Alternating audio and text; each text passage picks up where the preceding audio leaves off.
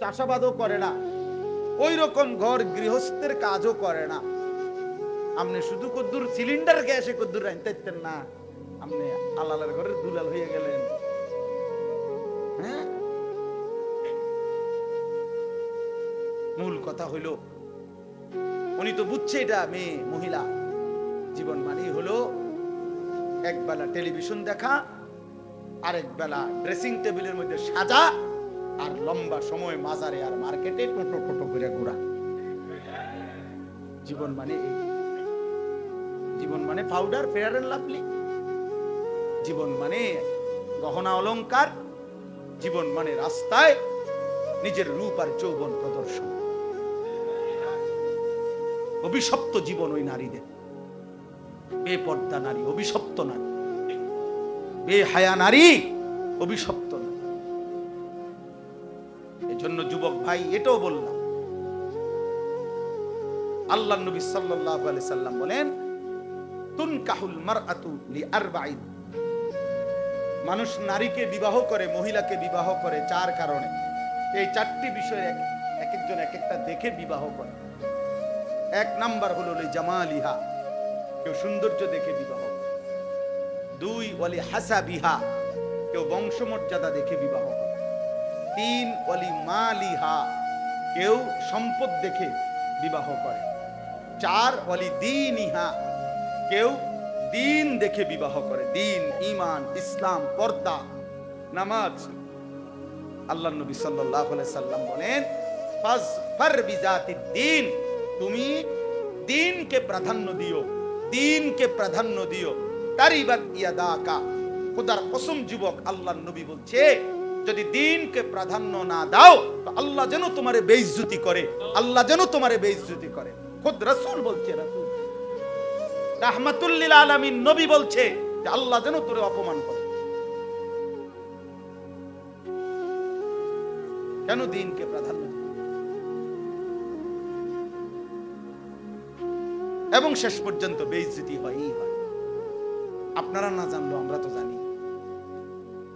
হাজারো মানুষের ব্যক্তি জীবনের চোখের পানি, একাকিত্ব জীবনের চোখের পানি তো আমরা দেখি, আমরা তো জানি।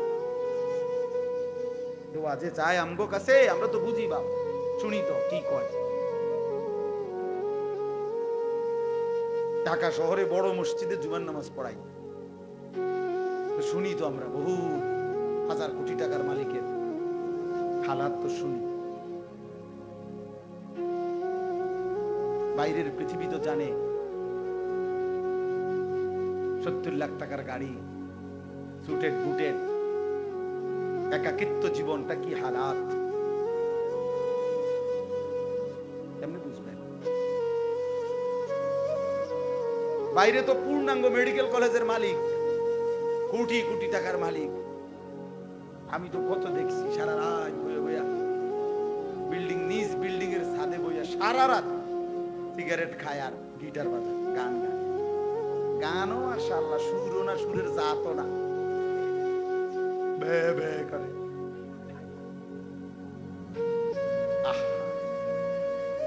ঘটনাটা কি? ঘটনাটা কি? স্ত্রী মাঝে মধ্যে আসে স্বামীর কাছে, মনে হইলে তবড়ি থাকে আরেক জায়গায়।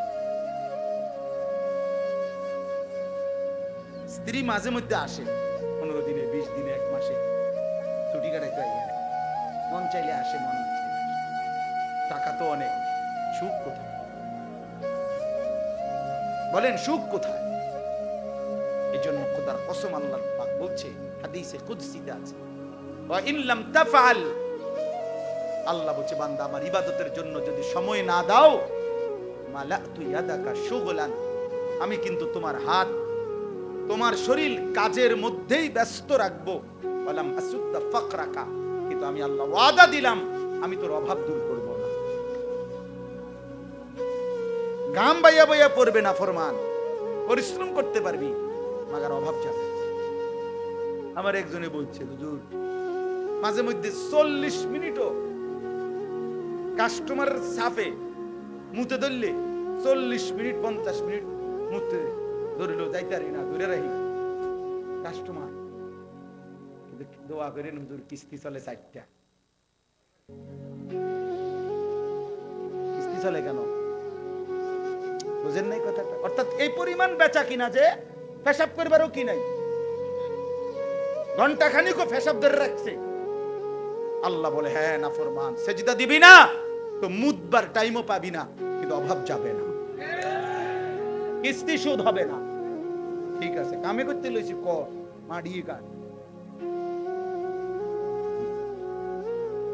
হাজার রাখুন হাতরে, এ তো সরাসরি হাদিস। মালাতু ইয়াদাকা শুগলান, আমি তোমার হাত কাজেই ব্যস্ত রাখি। আল্লাহ আমাদেরকে মাফ করবেন। জন্য দোস্ত আল্লাহকে চিনো। ইয়া ইবনা আদম তাফাররাগ লি ইবাদাতি, আল্লাহ বলছে হে বনি আদম আমার ইবাদতের জন্য সময় দিও, সময় ফারেক কইরো, ফজরের জন্য সময় দিও, যোহর আসর মাগরিব এশায় সময় দিও, হজের জন্য সময় দিও, আমি আল্লাহর কথা শুনবার জন্য সময় দিও, কোরআন তিলাওয়াতের জন্য সময় দিও, রাত গভীরে একটু তাহাজ্জুদের সময় দিও, আমার জিকির করবার জন্য একটু সময় দিও। আমি আল্লাহ ওয়াদা দিলাম মালাতু সাদরাকা গিনান, আমি তোমার দিল ধনী বানাই, দিলে বাদশা বানাই, ওয়া আসুদ্দু ফাকরাকা, আমি আল্লাহ ওয়াদা দিলাম তোমার অভাব আমি দূর করে দেব।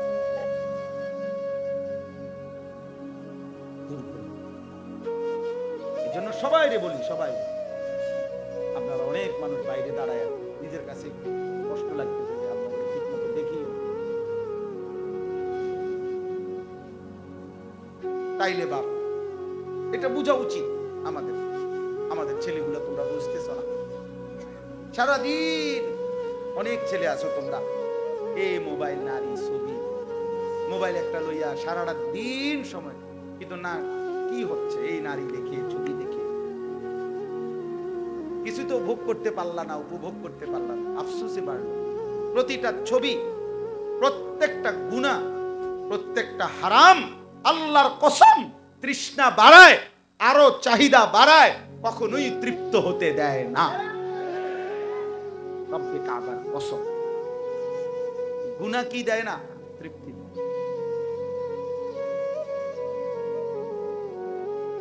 গুনাহতে জন্য মদখোর কোনোদিন তৃপ্ত হয় না। নেশা করতে করতে যদি সে আটলান্টিক মহাসাগরের সব পানিও যদি তারে মদ বানায় দেয়, হারামখোর নেশা করে তৃপ্তি, কিন্তু এই পানি এক গ্লাস পান করলেই হালাল, তৃষ্ণা নিবারণ।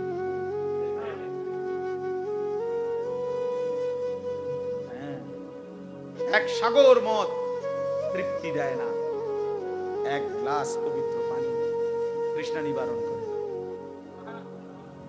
এজন্য যুবক মনে রেখো ভাইয়া আমার কথা, তারা পৃথিবীর সমস্ত নর্তকী দেখলো, উলঙ্গ ছবি দেখলো, খোদার কসম তৃপ্তি হবে না, স্বস্তি হবে না, তোমার আরো মন চাইবে, অন্তহীন নেশা জন্মাবে।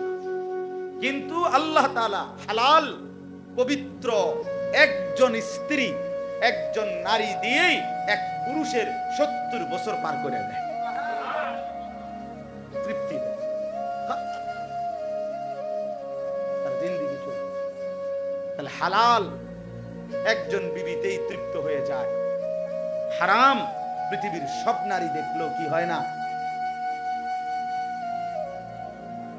বাচ্চা স্যার আপনার সামনে অগরে বুঝানোর লেগে এই উদাহরণ দিচ্ছি, নাহলে কইলাম ছেলে পেলে বেশ, আমার শ্রোতার 80% হলো সবখানি এই ছেলে পেলে। এই জন্য আল্লাহ আমাদেরকে হেফাজত। অনেক লম্বা করে ফেললাম কথাটা, অর্থ হলো এটা বুঝানো, আমি যেখান থেকে শুরু করছিলাম কথা চলে গেছিলাম, সেটা হলো ওই একটু জায়গা দেওয়ার জন্য বলছিলাম, মনে আছে না আপনার? মানে একটু আগাইয়া বসার জন্য বলছিলাম যে আপনি যদি একটু আগান তাহলে আরেকজনে বসতে পারে। এখান থেকেই বহু দূর চলে গেলাম। আল্লাহ তাআলা এই কথাগুলোর মধ্যে খায়র ও বরকত দান। আর প্রথম যে কথা শুরু করছিলাম, ইয়া আইয়ুহাল্লাযীনা আমানু আলাইকুম আনফুসাকুম, আল্লাহ বলছেন, হে ঈমানদারগণ, তোমরা প্রত্যেকেই নিজেকে আঁকড়িয়ে ধরো। লা ইয়াদুররুকুম মান দাল্লা ইযা ইহতাদাইতুম। আল্লাহ বলে, নিজেকে যদি সাজিয়ে তোলো, নিজেকে যদি ঈমান আমল হেদায়েতের উপরে উঠাইতে পারো, নিজের ঈমান, নিজের আমল, নিজের আখলাক, নিজের ইবাদত, নিজের লেনদেন, নিজের আচরণ যদি সুন্দর করতে পারো, এবার পৃথিবীর সমস্ত পথভ্রষ্ট গোমরা একসাথে হয়েও তোমারে কেউ পথভ্রষ্ট করতে পারবে না। আমি যখন সিদ্ধান্তই নিছি কলিজা দিয়া, আমার দিলের মধ্যে যখন আখেরাতকে আমি বসাইছি, এবার সারা পৃথিবী ল্যাংটা হইলেই কি, আমি চোখ তাকাবো, এরকম আর কি। অর্থাৎ কেউ যদি যখন নিজেকে কি করে নেয়, বুঝে নেয়, আমি যখন এটা বুঝি যে আমাকে আখেরাতে যেতেই হবে, আমি নামাজ ছাড়বো কেন? আমার চারপাশের কেউ নামাজ না পড়ুক, কেউ নামাজ না, আমার বয়স মনে করেন আজকে 45 বছর রানিং শুরু হয়েছে,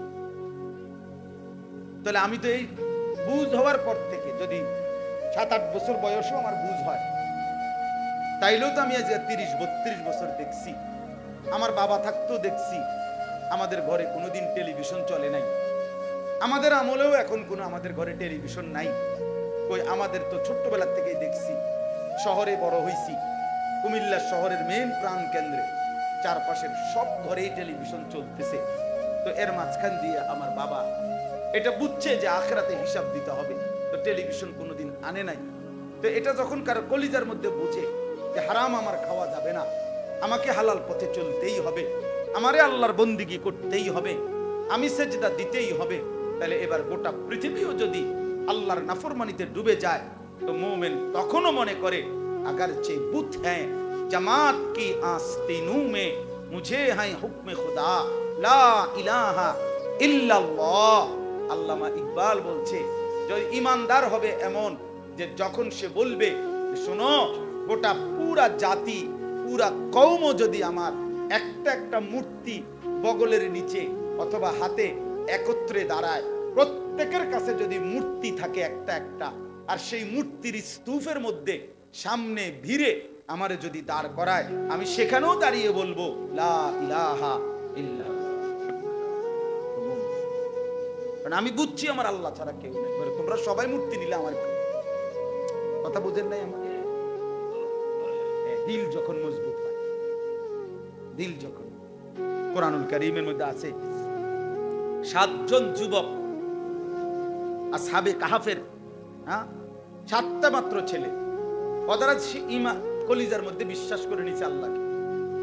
এবার বাদশা যেদিন তাদেরকে ডাক দিছে, বাদশা তাদেরকে খবর দিছে, দাকিয়ানুস, ওই বাদশা ছিল এত বড় জালেম যে বাদশার নির্বাচিত ওই মূর্তি বাধ্যতামূলক পুরা জাতি তার পূজাও করত, নিজেদের সমস্ত কুরবানি মানে নিজেদের যে কোনো বলি ওই দেবতার নামে উৎসর্গ করত, এরকম ছিল। এবং এর ব্যতিক্রম কেউ কিছু বললে শুনলে বাদশা কল্লা পালাই দিত। এমন নির্মম পাষাণ জালেম বাদশা দাকিয়ানুস ছিল। সেই জাতির পুরা দেশবাসী মূর্তি পূজা করে, বাদশা মূর্তি পূজক, মা বাবা আত্মীয় স্বজন সব মূর্তি পূজক। পুরা জাতির মধ্যে এই 7টা যুবক তারা ভিন্ন সিদ্ধান্ত নিছে, আমরা আল্লাহকে ছাড়া আর কাউকে ডাকবো না, আমরা আল্লাহকেই ডাকবো। বাদশা যেদিন তাদেরকে ডাক দিছে, রাজ দরবারে সবার সামনে জিজ্ঞাসা করছে যে তোমরা আমার মূর্তিকে বাদ দিয়ে কার ইবাদত করো, কাকে ডাকো, কাকে মানো? কুরআনুল কারীমের মধ্যে ভাইয়া স্পষ্ট আছে, আল্লাহ তাআলা বলেন ওয়ারাবাতনা আলা কুলুবিহিম ইয কামু। আল্লাহ তাআলা বলে, শোনো পৃথিবীবাসী, আমি আল্লাহ নিজে আমার ওই 7 ঈমানদার যুবকের দিলে ঈমান আমি বাইধা দিলাম, বাইধা। ওয়ারাবাতনা, রাবাতনা মানে হলো শক্ত রশি দিয়া, সুতা দিয়া আমি ঈমান বাইধা দিছি। ইয কামু, যখন তারা বাদশার সামনে দাঁড়াইলো, বাদশা জিজ্ঞেস করলো তোমরা কাকে ডাকো, কাকে মানো? আমার মূর্তি, আমার সিদ্ধান্তের ব্যতিক্রম। তখন ফাকালু, তারা বলল রব্বুনা রব্বুস সামাওয়াতি ওয়াল আরদ, আমাদের রব তিনি 7 আসমান ও জমিনের রব যিনি।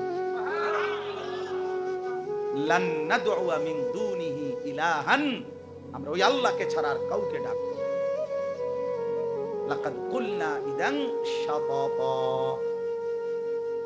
যদি আল্লাহকে ছাড়া কাউকে ডাকি বাদশাহ, এটা হবে বড় জুলুম, এটা হবে বড় অন্যায়। আপন মা বাবাও এখানে ছিল, তাফসীরে আছে। এই যুবকদের বাবা মাও কি ছিল? এখানেই ছিল, পুরো ফ্যামিলি ছিল এখানে, আত্মীয় স্বজন সব ছিল। ওই যে আল্লাহ বলছে আমি কলজার মধ্যে কি বাইন্ধা দিছি, রাবাতনা মানে রশি দিয়ে বাঁধিয়ে দিছি। এই জন্য এই ইসলাহি মাহফিল অনেক উপকার হয়। মাহফিল ছোট হোক, এ কষ্ট হয়েছে আর কি, বৃষ্টি বাদল, কিন্তু এতে ফায়দা বেশি। ইসলাহে নফস, আত্মশুদ্ধি, দিলের উপরে মেহনত করা। আজকে আমরা প্রত্যেকে এই ফিকির করি। যুবক ভাই, তোমাদেরকেও বলি ভাইয়া, নিজের উপরে দয়া করো। তোমার ঈমান, তোমার আমল, তোমার লেনদেন, তোমার আচরণ, আখলাক সুন্দর করো। স্বার্থপর এই দুনিয়া কারো কথা মনে রাখে না। আমি এটা প্রত্যেক দিন বলি, এই বড় স্বার্থপর এই দুনিয়া কেউ রে মনে রাখে না রে ভাই। তুমি মরে গেলে পৃথিবী থামবে। এই মাইলস্টোন স্কুল অ্যান্ড কলেজের যে এমন সুন্দর ফুটফুটে বাচ্চারা যে মারা গেল, ওই পৃথিবীর ঘন্টার কাঁটা, সেকেন্ডের কাঁটা 1 মিনিট কি থামছিল? জীবনের কোলাহল কোনটা থেকে 30 টাকার পানির বোতল জালেম দোকানদারে 200 টাকা হাঁকায় 600। তোমার কি নির্মম বলেন? মানুষ কত বড় পাষাণ, কি স্বার্থপর এই দুনিয়া। অবুঝ সন্তান যখন তরফায়, জালেম তখন 1 ফোঁটা পানি দিতে রাজি। এর নাম দুনিয়া, এর নাম কি? জন্য তোমার জন্য কেউ থামবে না। তুমি নষ্ট হয়ে গেলে, চরিত্রহীন হয়ে গেলে, তোমার আখলাক বরবাদ করে দিলে, এই বন্ধু নামের যে সব দুষ্ট, যে তোমার কোনোদিন আখেরাত মনে করায় না, সে তোমার জন্য থামবে। আচ্ছা দোস্ত, পাওটা ভাঙ্গে লাইছো না মোটরসাইকেলে? তুমি যে 6 মাস বিছানায় পড়ে রইলা, বন্ধু নামের সৌজন্য আর কেউ তোমার জন্য থামবে। আচ্ছা দোস্ত, ভালো থাকিস, আবার দেখা হবে, কথা হবে, সুযোগ হলে কল করিস। শুদ্ধ মারে এতে ট্যাং ভাঙ্গে, তাই যে শুদ্ধ হয়। কে কার জন্য থামি বলে? কে কার জন্য? অথচ তুমি এর খপ্পরে পড়ে একটা সেজদাও দিলা না, ওই মালিকের সেজদা দিলা না যে মালিক তোমারে বারবার ডাকে, বারবার ডাকে। আল্লাহ যেন বলে, বান্দা আমি না সময়কে 5টা নামে ভাগ করছিলাম, সকাল, দুপুর, বিকেল, সন্ধ্যা, রাত। আমি সময়ের সেই 5 নাম, এছাড়া তো কোনো নাম নাই। হয় সকাল, নয় দুপুর, নয় বিকেল, নয় সন্ধ্যা, নয় রাত। আমি না তোমারে সকালেও ডাকছিলাম, দুপুরেও ডাকছিলাম, বিকেলেও ডাকছিলাম, সন্ধ্যায়ও ডাকছিলাম, রাতেও ডাকলাম, ফজরেও ডাকলাম, জোহরেও ডাকলাম, আসরেও ডাকলাম, মাগরিবেও ডাকলাম, এশার নামাজেও ডাকলাম।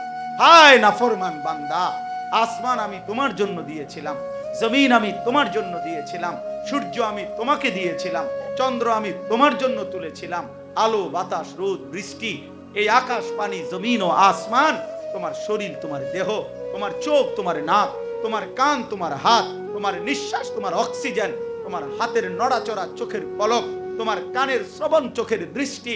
আল্লাহ বলে, কসম বান্দা, এসব আমি দিয়েছি, আমি দিয়েছি, আমি দিয়েছি, আমি দিয়েছি, বিনিময়ে একটা সেজদাও আমি পাবো না? হায় জানোয়ার, কেমনে তো বড় জানোয়ার হইলা? এই বেনামাজি, তোর চাইতে বড় জানোয়ার আল্লাহর জমিন আর কেউ নাই। তুই কোন মানুষের বাচ্চা না, তুই কোন ইনসান না, তোর চাইতে রাস্তার কুত্তা ভালো। কারণ কুত্তারে আল্লাহ সেজদা দিতে বলে নাই, এই জন্য সেজদা দেয় না, নয়তো দিত সে। কোন কুত্তার উপরে সেজদার আদেশ আছে? কোন শুকরের উপরে সেজদার আদেশ আছে? তোর উপরে তো সেজদার আদেশ ছিল, তো দিলি না কেন? দিলি না কেন নাফরমান? কেন সেজদা দিলি না? বলো মিয়া। আমি এই জন্য সবসময় বলি, যদি সেলফি উঠাইতে হয় বেটা মোবাইলে, কুত্তার লগে উঠাইবি বেটা, দুজন তাহলে মিলবে ভালো।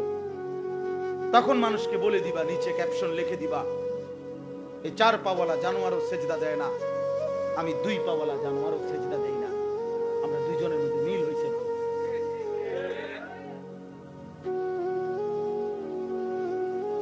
আল্লাহ আমাদেরকে বিবেক দান। ইনসাফ করো ভাইয়া, ইনসাফ। বাবা যারা হারাম রোজগার করেন, এদের জন্য বউ বাচ্চা সংসার, ঘর বাড়ি বিল্ডিং দালান, এদের জন্য সুদের টাকা নিলেন, কিস্তিতে টাকা নিলেন, ওজনে কম দিলেন, প্রতিনিয়ত মিথ্যা বললেন, আহা বোকা মানুষ, ভুল করলেন। ওরা মনে রাখবে না আপনারে, ওরা আপনারে মনে রাখবে না। আপনার ফার্নিচার গুলো থাকবে না। 20 বছর পরে আপনি কবরের থেকে আইসা আরেকবার দেখে যাই, দেখবেন আসলে আপনার ঘরে সোফাও নাই, খাটও নাই, ফ্রিজও নাই, কিচ্ছু নাই। এটি গত 20 বছরের ভিতরে জি ফুট নাতি নাতি বদলাই এলাইছে, নতুন কিনছে। এগুলো এখন চলে না। হ্যাঁ, এগুলো এখন আর কি। 12 বছর পরে আমার দাদার, আমার জ্যাঠারে বলছিলাম, আমি বড় জ্যাঠারে, দাদা আমার দাদা বললাম না মরু জমিওয়ালা ছিল, তো বাড়িও তো ছিল বড়, বুঝছেন না কথাটা। আমার জ্যাঠারে আমি বলছিলাম, জ্যাঠা আমার দাদার রেখে যাওয়া বাড়ি ঘরের একটা সামান, একটা নুনের বাড়ি, একটা কাচের প্লেট অথবা একটা চায়ের কাপ কিছু আছে কিনা আমি একটু দেখুন, আসেনি এমন কোন স্মৃতি? আপনি তো বাবার বড় ছেলে দাদা।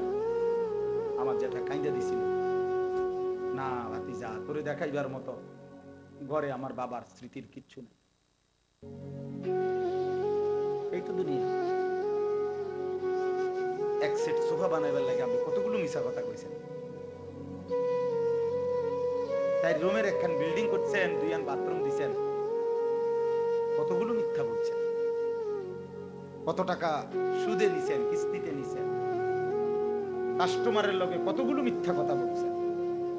বিনিময়ে এই 4 রুমের একটা বিল্ডিং সাজাইছে, এক সেট সোফা, একটা ডাইনিং টেবিল, 6টা চেয়ার, 1 ডজন কাঁচের প্লেট, 1 ডজন সার কাপ, 4টা নুনের বাড়ি, 2টা বাথরুমে 2টা বালতি, 2টা বদনা।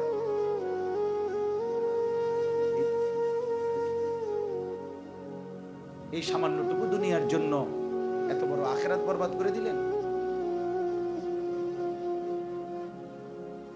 বলেন। এর জন্য যারা উপার্জনকারী বাবা, যারা কামাই করেন, রোজগার করেন, আপনাদেরকে বলি, হারামের রোজগার দিয়ে সংসার সাজায় না। সংসার সাজে না, সংসার বরবাদ হয়, বরবাদ হয়, বরবাদ হয়। ওরা কেউ মনে রাখবে না আপনার কথা। আপনারে দুপুরে জানাজা দিয়া, আসরের পরে আপনার জানাজা দিয়া, এশার পরে এরাই এই জিফুত নাতি নাতনি এরা ভাত খাবে। পাশের বাড়ির থেকে ভাত আনছে, ফার্মের মুরগা, তেলাপিয়া মাছ, মসুরির ডাল খাইতে আছে ভাত। এরা না দেখলাম বিকালে কান্দে, আমার ভাত খায় কান। বলে এর নাম ধনী, এর নাম কি? ধোকা। ধোকা কি? ইন্নামা আমওয়ালুকুম ওয়া আওলাদুকুম ফিতনাহ ওয়াল্লাহু ইনদাহু আজরুন আযীম। আল্লাহ বলে, বান্দা নিশ্চয়ই সম্পদ, নিশ্চয়ই সন্তান, সব কিছুই পরীক্ষার উপকরণ, সব কিছুই ফিতনা। যদি গুনাহের মধ্যে ডুবে যাও, আর মনে রেখো বান্দা, আল্লাহু ইনদাহু আজরুন আযীম। আল্লাহর কাছেই রয়েছে সবচেয়ে বড় বিনিময়, সবচেয়ে বড় বিনিময়। ইয়া আইয়ুহাল্লাযীনা আমানু লা তুলহিকুম আমওয়ালুকুম ওয়ালা আওলাদুকুম আন যিকরিল্লাহ। আল্লাহ বলে, হে মুমিন ঈমানদার, তোমার মাল, তোমার সন্তানাদি এর কোনটাই যেন তোমারে আল্লাহর জিকির ভুলিয়ে না দেয়। ওমান ইয়াফআল যালিকা ফাউলাইকা হুমুল খাসিরুন। আল্লাহ বলে, এমনটা যেই করবে, সন্তান পালতে গিয়ে আল্লাহ ভুলে গেলে, টাকা রোজগার করতে গিয়ে আল্লাহ ভুলে গেলে, খোদার কসম আল্লাহ বলে ফাউলাইকা হুমুল খাসিরুন, নিশ্চিত এই মানুষগুলো ক্ষতিগ্রস্তদের অন্তর্ভুক্ত হবে। কিসের অন্তর্ভুক্ত? ক্ষতিগ্রস্তদের অন্তর্ভুক্ত হবে, ক্ষতিগ্রস্তদের অন্তর্ভুক্ত হবে। আল্লাহ বলছেন, বারবার বলছেন, বারবার, আল মালু ওয়াল বানুন জিনাতুল হায়াতিদ দুনিয়া। আল্লাহ বলে, মাল এবং সন্তান শুধুই কেবল দুনিয়ার জীবনের সৌন্দর্য। ফুল, ফুল যত সুন্দর হয়ে ফুটুক না কেন, 8 ঘন্টা 10 ঘন্টা 20 ঘন্টা পরে সুন্দর সুবাসিত ফুল বিবর্ণ হয়ে যায়, মলিন হয়ে যায়। এজন্য রব্বুল আলামিন বলেন, বাকি থাকে না, এগুলো থাকে না রে বান্দা। ওয়াল বাকিয়াতুস সালিহাত খায়রুন ইনদা রাব্বিকা সাওয়াবান ওয়া খায়রুন আমালা। আল্লাহ বলে, যদি তোমার রব আল্লাহর কাছ থেকে কোনো সওয়াব মানে বিনিময় পেতে চাও, কোনো কিছু যদি জীবনের মেহনত দিয়ে আশা করতে চাও, তো ওয়াল বাকিয়াত, বাকি থাকবে শুধুই কেবল as-salihat, প্রতিটা নেক আমল। এজন্য আল্লাহ বলে, বান্দা সোফা থাকবে না, সেজদা থাকবে, খাট থাকবে না, জিকির থাকবে, কি থাকবে? এখন বলো সুবহানাল্লাহ, আলহামদুলিল্লাহ, আল্লাহু আকবার, লা ইলাহা ইল্লাল্লাহ।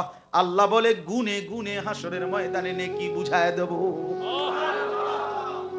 ফেরেশতা বলবে, বন্ধু এ তোমার সুবহানাল্লাহর পুরস্কার, এটা তোমার আলহামদুলিল্লাহর পুরস্কার, এটা তোমার আল্লাহু আকবারের পুরস্কার, এটা তোমার লা ইলাহা ইল্লাল্লাহের পুরস্কার। খোদার কসম বন্ধু, কোরআনে আল্লাহ বলছে, আররাফাহা লাহুম ইয়ারিফুনাহা। আমার বান্দা দুনিয়াতে যেই নেক আমল করবে, প্রত্যেকটা নেকির বিনিময়ে, যেই আমলের বিনিময়ে যেই সওয়াব পেল, যেই বিনিময় পুরস্কার পেল, ফেরেশতা জান্নাতের মাধ্যমে জান্নাতের ভেতরে একটা একটা করে প্রত্যেকটা আমলের বিনিময় বুঝায় দিবেন। দাগ নম্বর, খতিয়ান নম্বর, একবারে প্রতিটা পণ্যের মধ্যে লেখা থাকবে, এটা আপনার 29 জুলাই 2025 রোজ মঙ্গলবার রাত 11:10 বাজে 11:10 আপনি একবার সুবহানাল্লাহ পড়ছিলেন, এটা সেটার বিনিময় নেন। লেখা আছে, উৎপাদনের তারিখ লেখা আছে, সন লেখা আছে, ডেট লেখা আছে। মাজিদ, আল্লাহুম্মা বারিক আলা মুহাম্মাদিন ওয়া আলা আলি মুহাম্মাদ কামা বারাকতা আলা ইব্রাহিম ওয়া আলা আলি ইব্রাহিম ইন্নাকা হামিদুম মাজিদ। সুবহানাকা লা ইলমা লানা ইল্লা মা আল্লামতানা ইন্নাকা আনতাল আলিমুল হাকীম।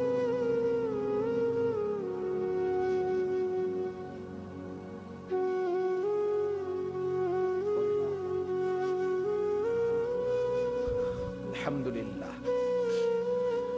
আল্লাহ পাক রব্বুল ইজ্জত যুল জালাল ওয়াল ইকরামের ফজল কারাম, রব্বুল আলামিনের ইহসান, মেহেরবানি, দয়া, আল্লাহ তাআলা আমাদেরকে আজ 29 জুলাই 2025 রোজ মঙ্গলবার বিবারিয়া জেলা কসবা উপজেলাধীন গোপীনাথপুর দারুল উলুম ইসলামিয়া হাফিজিয়া মাদ্রাসা ও এতিমখানার উদ্যোগে আজকের এই মুতাবাররাক ইসলাহি মাহফিলে আল্লাহ তাআলাই আমাদেরকে আসবার বসবার আল্লাহর জন্যই জমা হওয়ার তৌফিক দান করেছেন। আলহামদুলিল্লাহ। আমার প্রথম কথা হলো, হাতে ধরা যতগুলো মোবাইল এগুলো বন্ধ করে দিতে হবে। হাতে মোবাইল ধরে রেখে ভিডিও বা রেকর্ড কোনোটাই করা যাবে, এটা আমি স্পষ্ট নিষেধ করলাম। সামনের পিছনে বাহিরের সবাই, যার পছন্দ হয় না কথাটা সে চলে গেলে ভালো, এটা আপনারে আমি উঠাই দেব, আপনি চলে যাইতে হবে। এজন্য দয়া করে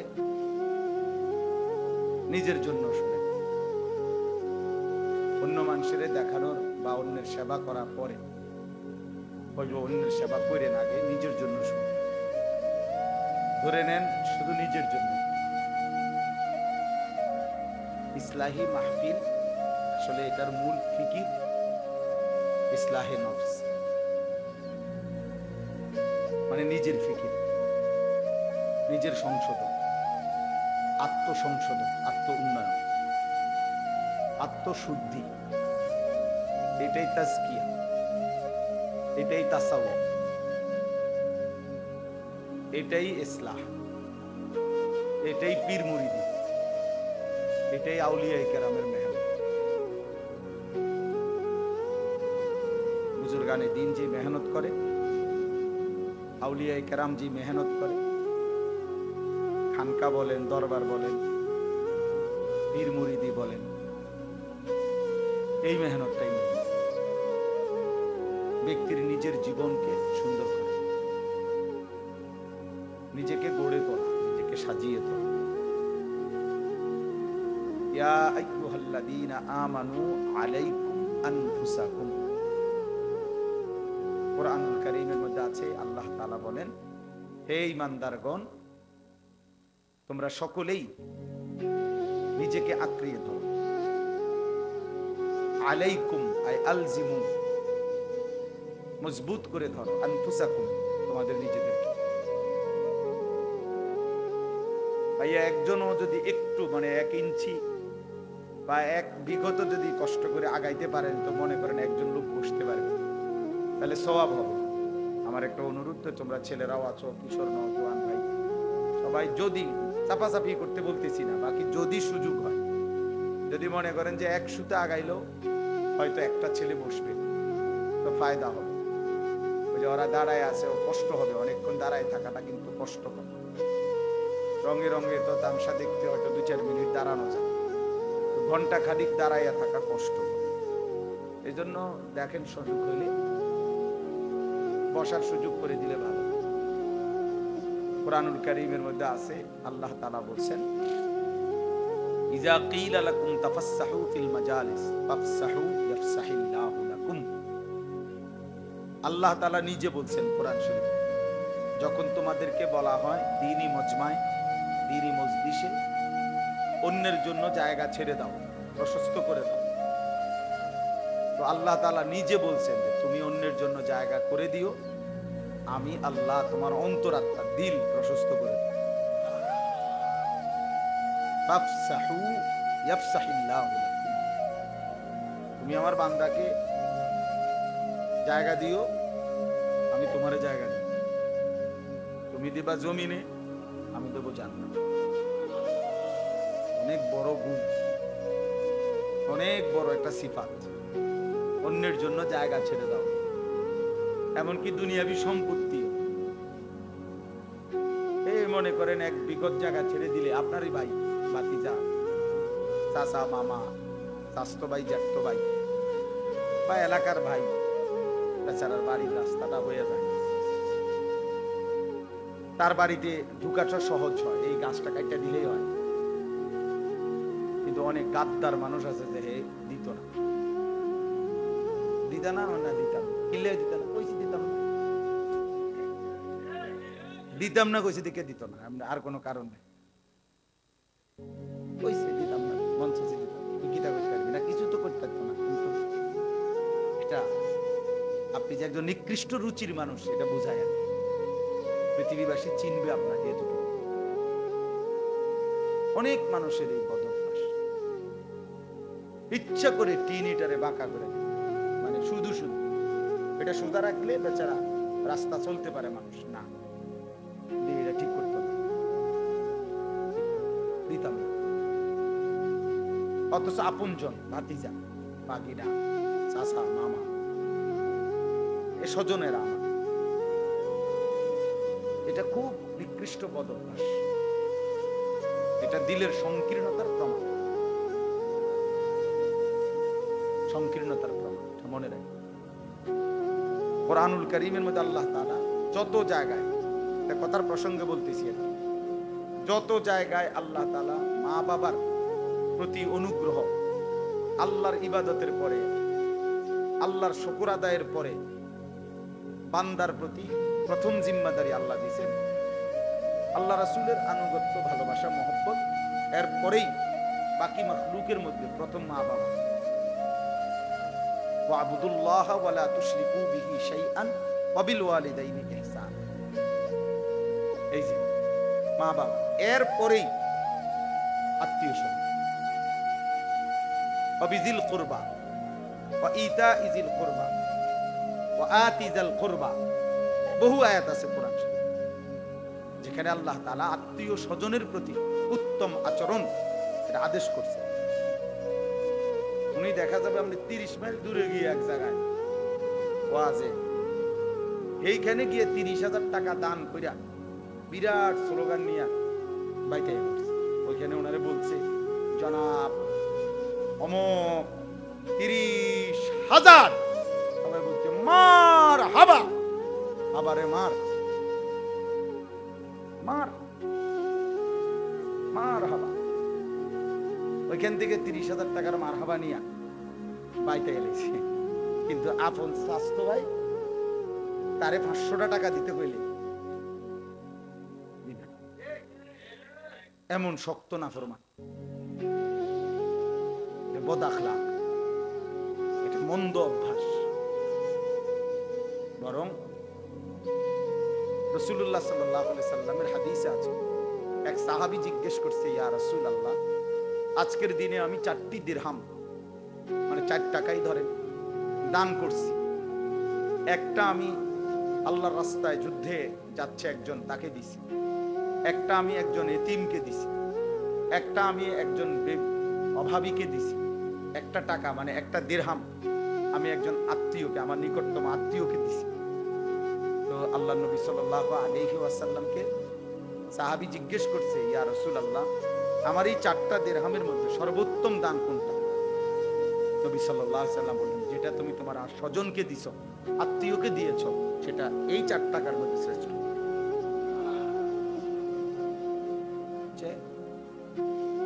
এটা জরুরি বিষয়।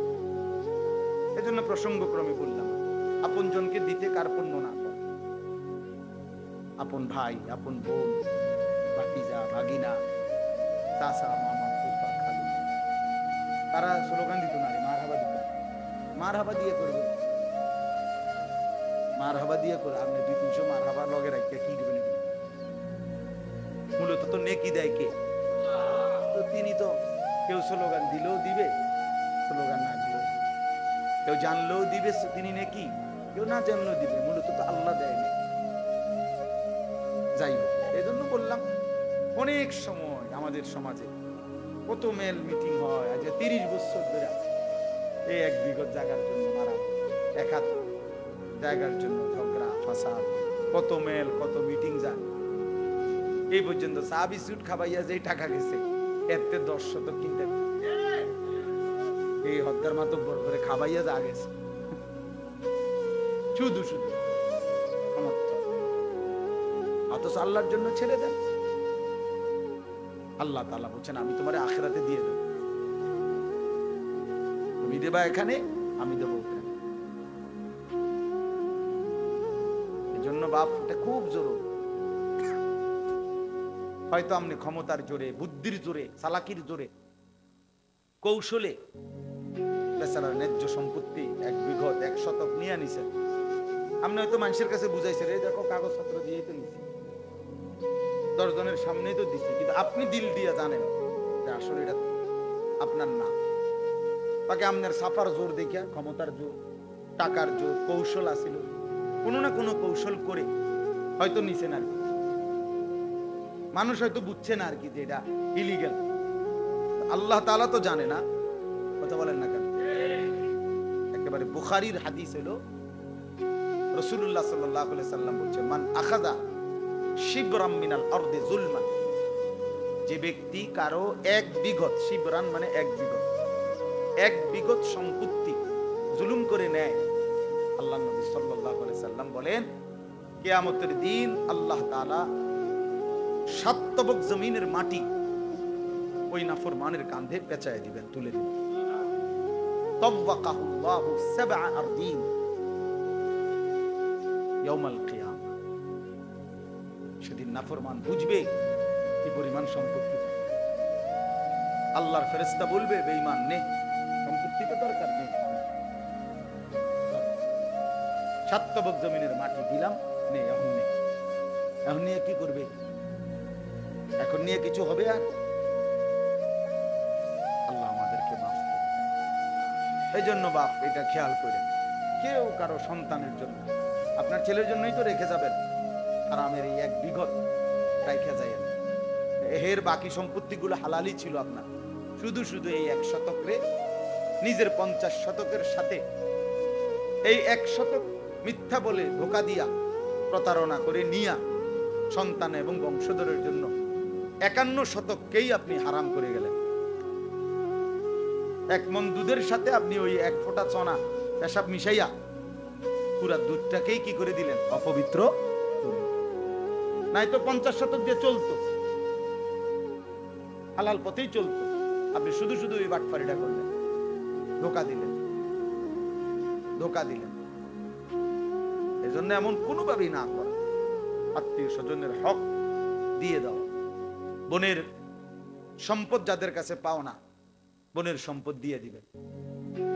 বোনের সম্পদ যে দেয় না, সে একেবারে নিকৃষ্ট রুচির মানুষ, একবারে ছোট লোক, কম জাত।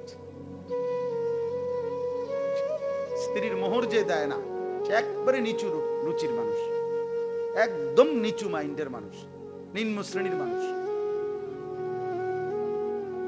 আপন জনের সে সম্পদ দেয় না, মানে সে বুঝাইতে চায়, বোন বাগিনারে তোরদের জমি এটা রাখছি আমি, ভাই তোরা যে আমার বাড়িতে সময় সময় আইবা, খাইবা যাইবা, বুঝেন না কথাটা? এই জন্য জমিটা রেখে, তার মানে এটা বুঝাইতে চাইছে যে আমার গ্রামের সমস্ত মানুষ যে কেউই আমার বাড়িতে খানা খাইতে হইলে জমি লাগবে না, তারা এমনি খাইতে পারবে, কিন্তু আপন বোন, রক্তের বোন, সে আমার থেকে যদি ভাত খাইতে হয় তাহলে আমার জমি দিয়া খাইতে হবে।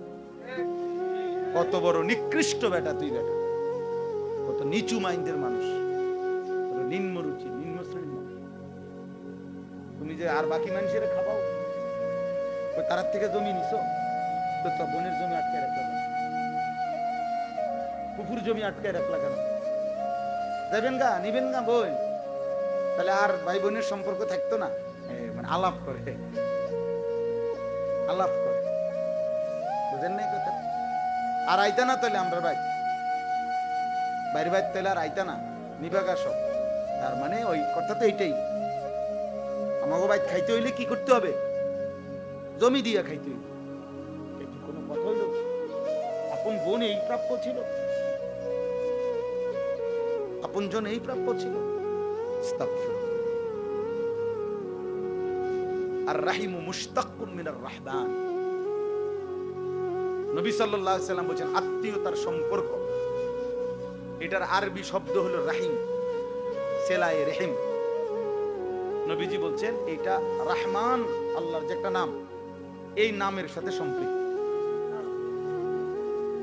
মান ওয়াসালাহা ওয়াসালাহুল্লাহ, আত্মীয়তার সম্পর্ক যে ঠিক রাখে, রহমান আল্লাহ তাআলার এই নাম যে রহমান, এই রহমান আল্লাহর সাথে তার সম্পর্ক ঠিক থাকে। ওমান কাতাআহা কাতাআহু, আত্মীয়তার সম্পর্ক যে ছিন্ন করে ফেলে, কাতাআহুল্লাহ, রহমান আল্লাহ ওই বান্দার সাথে রহমতের সম্পর্ক কেটে ফেলে।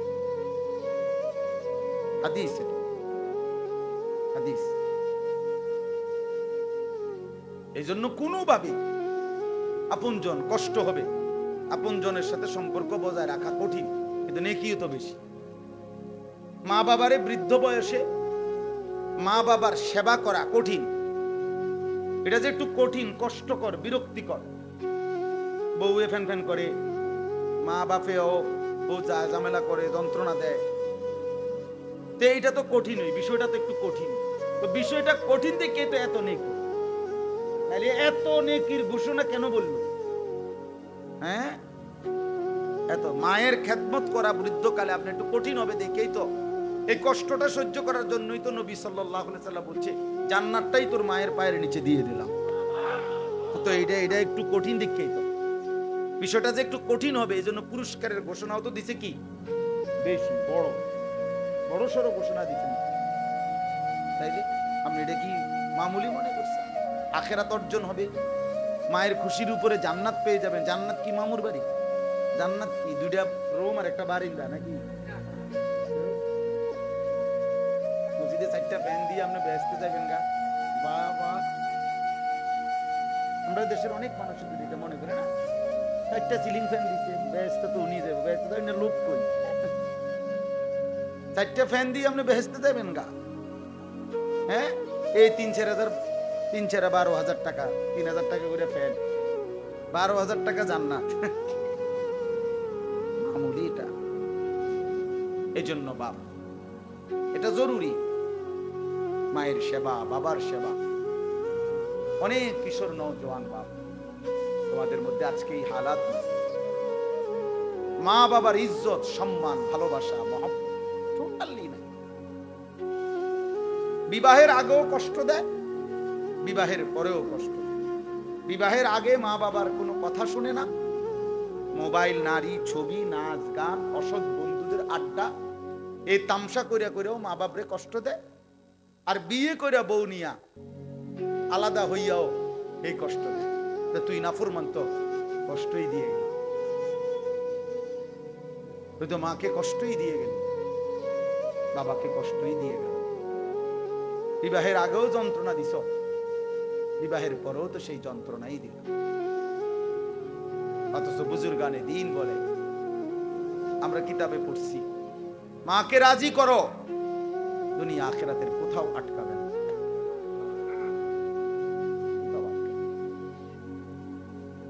আল্লাহর নবী সাল্লাল্লাহু আলাইহি ওয়াসাল্লাম বলছেন 3টি গুনাহ সবচেয়ে বড় গুনাহ, এর মধ্যে একটা হলো উকুকুল ওয়ালিদাইন, পিতামাতার অবাধ্য, মা বাবার নাফরমানি। আল্লাহর নবী সাল্লাল্লাহু আলাইহি ওয়াসাল্লাম বলেছেন সব পাপের শাস্তি আল্লাহ ইচ্ছে করলে হাসরের দিন দিবে।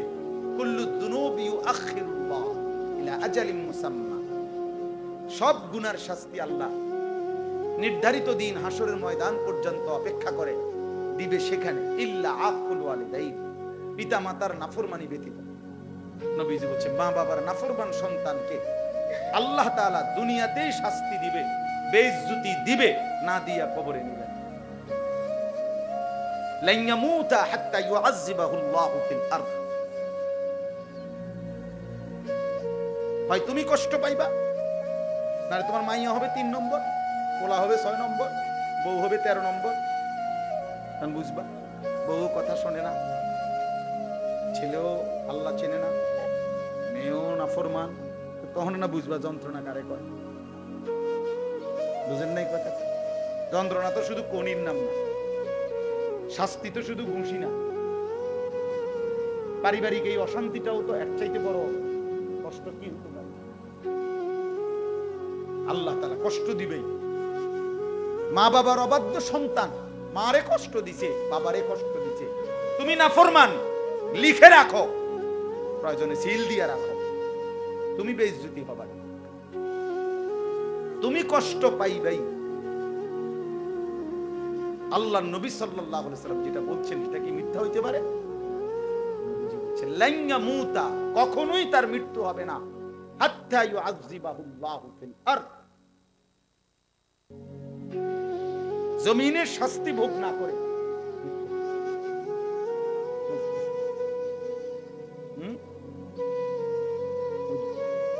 সব সময় আম্মা শহরে পড়ালেখা করছে, তো তো রান্না বান্না কিছু জানে না, এত বড় সংসার করতে পারবে না, তো এই জন্য একটা ছোট্ট বাসা দেখছি, কোন রকম দুইটা রুম, একটা ছোট্ট বারান্দা আর ছোট্ট একটা বাথরুম, কোন রকম পেশাব করুন যায়। কথার সুর, কথার স্টাইল, মানে বাইর করণের বুদ্ধি। মাকে কার কাছে রেখে গেলেন, বাবাকে কার কাছে রেখে, যাই লাগে জানাইবেন, কোনো অসুবিধা না। মা সবসময় মোবাইলে যোগাযোগ থাকবে, মোবাইলে ঘাস কাটবো যোগাযোগ। মা পানি দরকার, এটা মোবাইল দিয়ে হবে। মার ঠান্ডার মধ্যে আরাম দরকার, মার এটা পানি দিয়ে মোবাইল দিয়ে হবে। তাই আগে জানতো না, রান্না বান্না শিখে নাই, কোনো মেয়েই তো আগে জানতো না, ধীরে ধীরে শিখবে। কথা বুঝেন নাই? আমাদের মা, চাচি, দাদিরা, ওরা তো সবাই জন্মের পর থেকে রান্না করতেন, ঠিক না? তো তাইলে শিখে নিতেন। আমার আম্মা বলছে যে ফুত আমি ক্লাস 4-এ, মা 4র্থ শ্রেণী প্রাইমারি স্কুল পাস করছে, 5-এ উঠছে প্রাইমারিতে। ক্লাস 5-এ স্কুলে যাই, বাড়ির পাশে প্রাইমারিতে। তোর নানি, মানে মার মা, আমার নানি একদিন বলছে, তোর নানি আজ যাইও না, স্কুলে যাওয়া লাগবে না, তোমার বিয়া। তো বুঝিও না বিয়া কিটা, কইছে আর যাইতে হইবে না, দিয়ে দিছে বিয়া। সে মা তো 10 জন সন্তান, আমার মায়ের ঘরে আমরা 10 ভাই বোন, এখন 8 জন জীবিত আছি আলহামদুলিল্লাহ। তো মা তো সেই 10 জন সন্তান লালন পালন করছে। আমার দাদার, আমরা হিসাবে পাইছি দাদার মৃত্যুর সময় 12 কানি সম্পত্তি। আমাকে দেশে হলো 120 শতকে কানি, আপনাদের এদিকের মতো না। 120 শতকে কি এক কানি, তাহলে 12 কানি এরকম কত, 4 × 12 = 48, প্রায় 48। এই সমস্ত সম্পত্তিতে দাদা ফসল করতেন, মানে ধান করত। আমার বাপ চাচারা 4 জন, তো 4 জন মা চাষিরা তাহলে কয়জন? 4 জন। এই 4 জন মা চাষি, মায় কত সময় বলছে ফুত, সকাল ফজরের পর থেকে রাত 12টা পর্যন্ত এই ধান লইতাম, ধান সিদ্ধ করতাম। কত সময় কয় যে শুধু এক পাশে হয়তো আমরা কোনো না কোনো ভাই বাচ্চাদেরকে ফেলাই রাখতো, বেশি চিৎকারলে কানলে ও দুধ দৌড়ে গিয়ে দুধ খাওয়াইয়া আবার ধান লইতেছে। আবার এই ছিল না মা চাচিদের হালাত, না হুদা আমার মাই, শুধু সব মাই তো এমন ছিল। তো সেই সংসার তো নাই বললেই চলে এখন আর।